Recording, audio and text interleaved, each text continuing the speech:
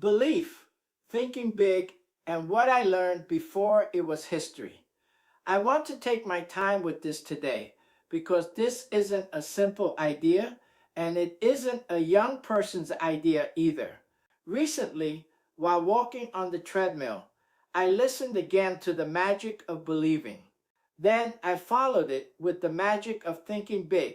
And somewhere between the walking and the listening, something finally clicked. These aren't two different messages, they are the same truth coming from different directions. One talks about belief, the other talks about thinking big, but both are really talking about how the human mind responds to expectation, rehearsal, and behavior, not once, but repeatedly over time. What's interesting is how I first became aware of the magic of believing. It wasn't from a self help section, it was from watching a docudrama about Liberace. That alone should give us pause. Liberace wasn't naive. He wasn't sheltered. He was mocked, dismissed, and told repeatedly that who he was too much. Belief for him wasn't fantasy. It was self-protection. It was how he decided who he was before the world finished making up its mind. Later in life, belief stopped being something I just heard about and became something I saw up close. I was once on a flight with Phyllis Diller that had to make an emergency landing in Las Vegas. Think about that for a moment. A woman whose entire career depended on standing alone under bright lights, suddenly just another human being strapped into a seat, hoping the plane lands safely. In moments like that, status disappears. What's left is composure. And composure doesn't come from optimism. It comes from something practiced over time, an inner steadiness. Belief in real life looks like that. Years earlier, I was in the audience at a show when Michael Jackson was still performing with the Jackson 5. This was before the legend, before the mythology, before the pressure of being Michael Jackson. What struck me then, and even more looking back now, was that greatness doesn't arrive suddenly. It's rehearsed quietly long before history notices.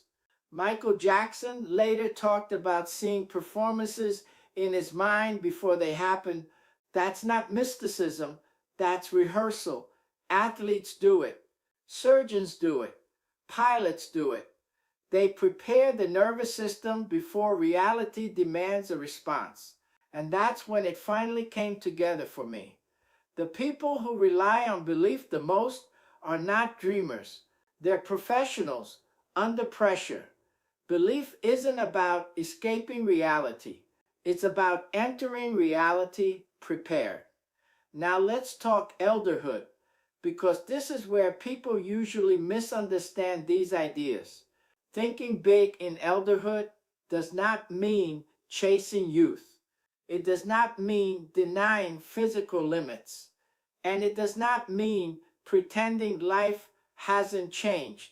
That would be foolish, and seniors know better.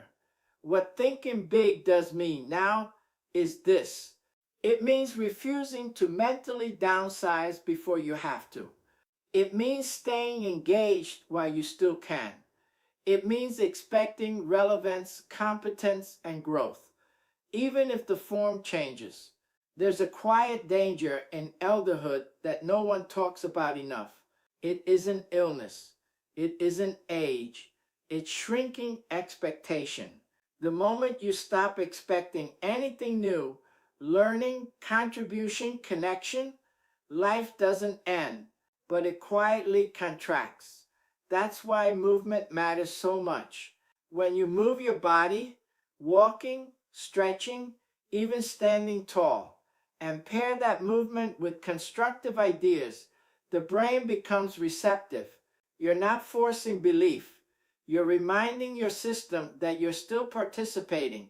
That's what I was doing on that treadmill, whether I realized it or not. Belief doesn't guarantee outcomes. It never did. But it does something just as important. It keeps life open. And that to me is the real lesson shared by Liberace, Phyllis Diller, Michael Jackson, and by these two books. Belief isn't about becoming extraordinary. It's about not disappearing before your time. Please like, share, subscribe, and ring the notification bell so you don't miss our next video.